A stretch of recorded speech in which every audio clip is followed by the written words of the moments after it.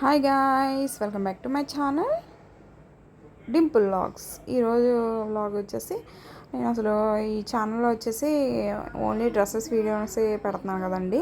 So ఎందుకో నాకు ఈ సమ్మర్లో జ్యూసెస్వి అప్లోడ్ చేద్దాం అనేసి నేను అప్లోడ్ చేస్తున్నాను. సో ఇది వచ్చేసి లాస్ట్ వీక్ వీడియో అండి. బనానా షేక్ చేశాను పిల్లల కోసం, బనానా జ్యూస్ చేశాను. ఏంటంటే చక్కెరకేళి బనానాస్ ఉంటాయి కదా, అవి తీసుకున్నాను. ఒక అర డజన్ తీసుకొచ్చారు. ఇవి వచ్చేసి చిన్న చిన్న స్లైసెస్గా కట్ చేసుకున్నాను, చూసారు కదా. ఇప్పుడు మిల్క్ కూడా తీసుకోవాలి. ఒక లీటర్ పాలు ఉన్నాయి కదా, దానిలో నేను ఒక ½ లీటర్ వేసుకుంటున్నానండి. బనానాస్ అన్నీ ఒక మిక్సీ జార్లో వేసుకోవాలి, జ్యూసర్లో అనమాట. కొంచెం స్లైసెస్గా కట్ చేసుకుంటే ఈజీగా బ్లెండ్ అవుతాయి. సో అందుకనే నేను కట్ చేసి వేసుకున్నాను. కొంతమంది డైరెక్ట్గా వేసుకుంటారు. అలా వేసుకుంటే ఏంటంటే కొంచెం కొంచెం ముక్కలుగా ఉంటుందండి తాగేటప్పుడు.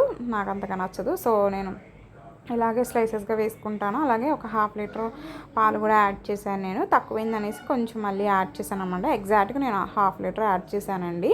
ఇప్పుడు బయట మాకు దగ్గరలో జ్యూస్ షాప్లో ఏంటంటే ఈ ఐస్ వేయకోకుండా డైరెక్ట్గా మిల్క్ని బాగా గడ్డగట్టేలాగా ఉంచేసి ఆ గడ్డగట్టిన మిల్క్నే వేసేస్తున్నారు.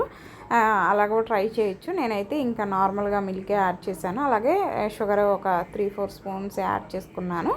మీరు కావాలంటే తగ్గించుకోవచ్చు, అలాగే ఎక్కువ వేసుకోవచ్చు. నాకైతే సరిపోయింది. నేను వచ్చేసి ఒక 4 బనానాస్ తీసుకున్నాను.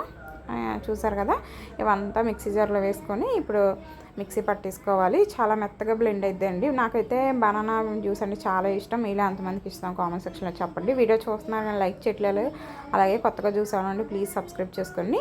మీకు వీడియో ఎలా అనిపించిందో కన్ఫామ్ చెప్పండి. ఒకసారి నా ప్రీవియస్ వీడియోస్ కూడా వెళ్ళి ఒకసారి చెక్ చేసేయండి. బనానా మిల్క్ కొంతమంది మిల్క్ యాడ్ చేయరండి, కానీ మిల్క్ యాడ్ చేస్తేనే బాగుంటుంది నార్మల్ వాటర్ కంటే. ఒకసారి మీరు కూడా ఇలా ట్రై చేయండి. నేనైతే ఫస్ట్ నుంచి కూడా ఇలానే చేసుకొని తాగుతాను.